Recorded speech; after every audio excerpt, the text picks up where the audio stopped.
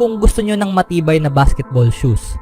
Curry shoes, mabibili lamang sa halagang 2,100 pesos. I-click lamang ang link sa comment section.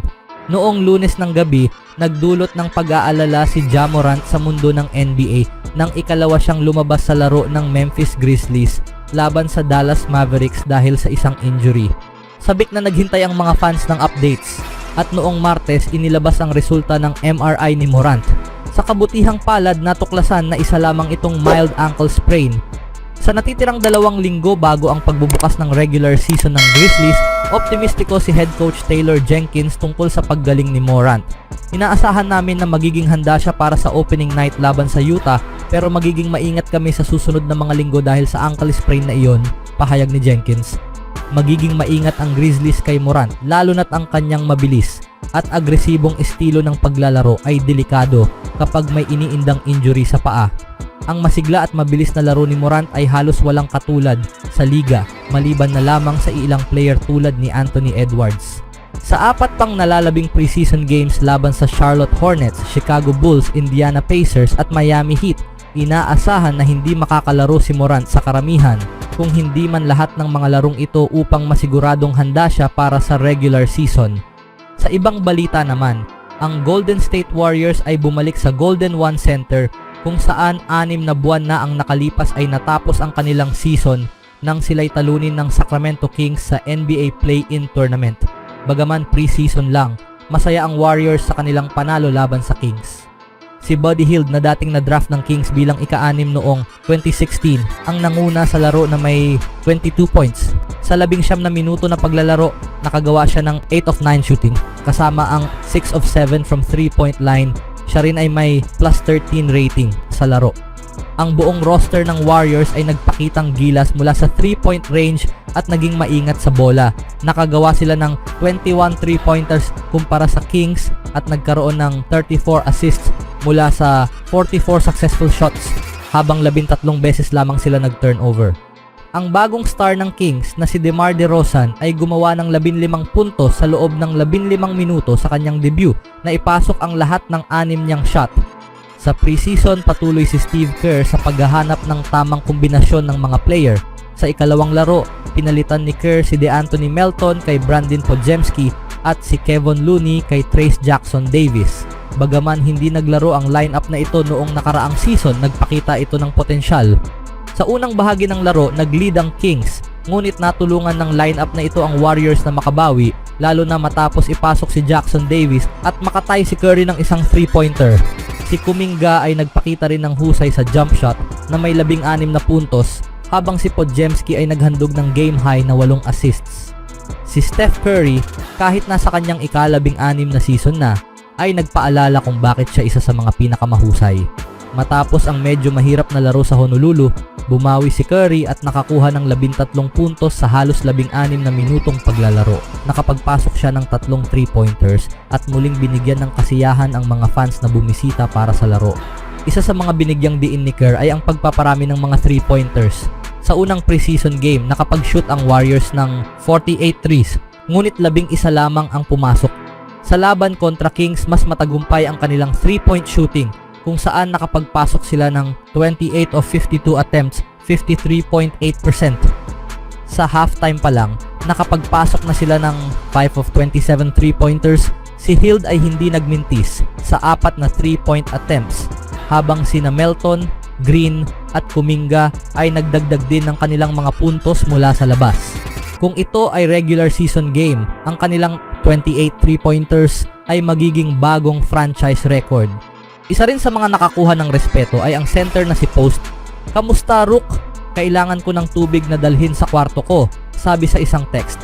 Sinisiguro rin ni Green na alam ni Post na pagkatapos ng mga laro, kailangan ng mga veterano ng tuwalya na naghihintay para sa kanila. Ang 24-year-old na taga-Netherlands ay gumugol ng 5 taon sa kolehiyo, 2 sa Mississippi State at 3 sa Boston College, kung saan naging All-ACC player siya bago naging number 52 overall pick of 2024 NBA draft, kinuha ng Warriors. Ngayon, si Post ay masayang tinatanggap ang kanyang mga tungkulin bilang rookie habang malapit siyang mini-mentor ng forward na si Green, na papasok na sa kanyang ika-13 season kasama ang Warriors at inaabsorb ang bawat salita sa loob at labas ng court. Isa siyang mabuting tao talaga, sabi ni Post noong Martes tungkol kay Green pagkatapos ng practice ng Warriors. Yan ang natutunan ko nitong mga nakaraang linggo. Dumating ako at si Draymond, syempre may reputasyon siya. Pero grabe, puro magagandang bagay lang masasabi ko tungkol sa kanya. Kinausap niya ako sa bawat practice. Hindi lang ako kundi lahat ng mga batang players. Talagang naging leader siya para sa akin at sa amin. Ang saya ng pagkakaroon ng magandang relasyon sa kanya. Sobrang laki ng naitulong niya sa akin.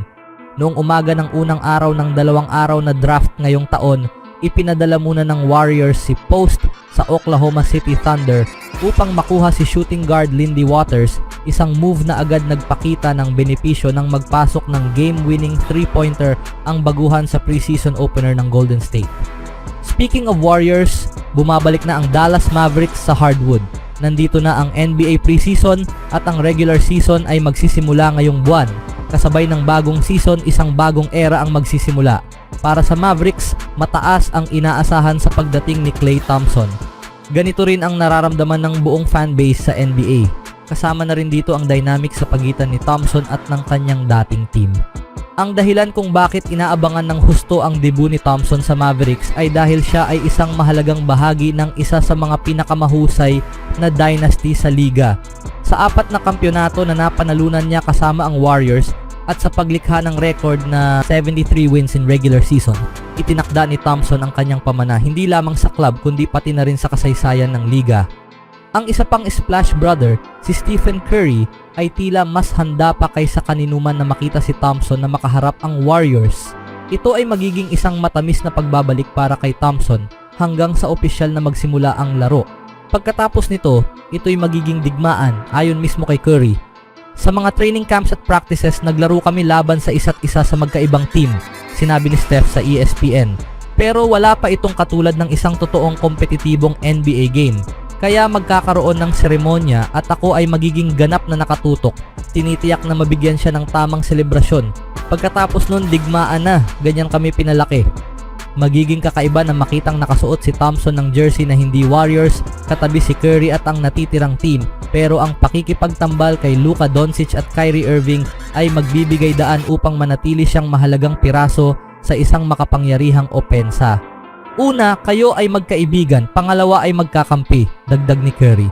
At ganyan ang relasyon namin at palaging magiging ganyan. Sana ay pareho pa rin pero mahal ko si Klay, iginagalang ko siya. Hindi ko masasabi na susuportahan ko siya pero tiyak na papanoorin ko siya.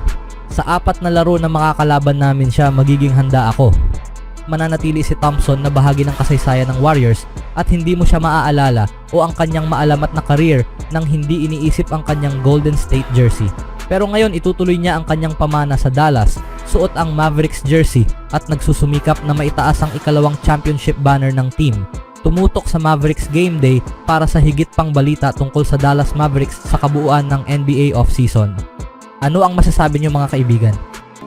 Always do it on my own, so I gotta get through it. And the only thing I know is to love what I'm doing. Never give up, never slow, till I finally prove it. Never listen to the no's, I just wanna keep moving. Keep my head up when I act, head up that's a fact. Never looking back, I'ma keep myself on track.